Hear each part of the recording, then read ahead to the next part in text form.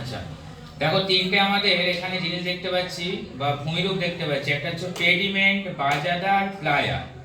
এই pediment, বাজাদার, Playa এই তিনটে জিনিস হয়ে থাকে আমাদের বায়ুর দ্বারা, মানে মরু অঞ্চলে যে বায়ু প্রবাহ হয়ে থাকে এবং তার সঙ্গে মরু অঞ্চলে যে অল্প বৃষ্টিপাত হয়ে থাকে। অর্থাৎ মরু অঞ্চলে ওই অল্প বৃষ্টি বা জলধারা এবং বায়ুর দ্বারা যে তিনটে ভূমিরূপ হয় সেটা হচ্ছে পেডিমেন্ট, বাজাদা এবং প্লায়া হ্রদ। কিভাবে হয়ে থাকে না, মরু অঞ্চলে যে অবশিষ্ট ছোট ছোট পাহাড়গুলো থাকে সেই পাহাড়গুলোকে বলা হয় ইনসেলবার্জ। এই ইনসেলবার্জের পাদদেশ বা নিচের অংশ ক্রমাগত ক্ষয় পেতে থাকে। ক্ষয় পেতে পেতে নিচে দেখো একটা সমতল ভূমিভাগের সৃষ্টি হয়, সেই সমতল ভূমিভাগকে বলছি আমরা পেডিমেন্ট।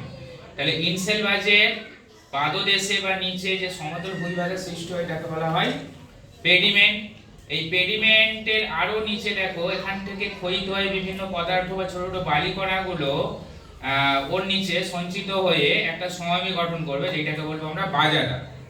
তাহলে পেডিমেন্টের নিচে বালিকণা দ্বারা সমভূমি হচ্ছে বাজাদা, এবং বাজাদার আরো নিচে বা মরু অঞ্চলে যে সমস্ত নিচু জায়গাগুলো কিভাবে বায়ু প্রবাহের দ্বারা বালিকণাগুলো উড়ে পালিয়ে যাবে, সেখানে নিচু গর্তের সৃষ্টি হবে।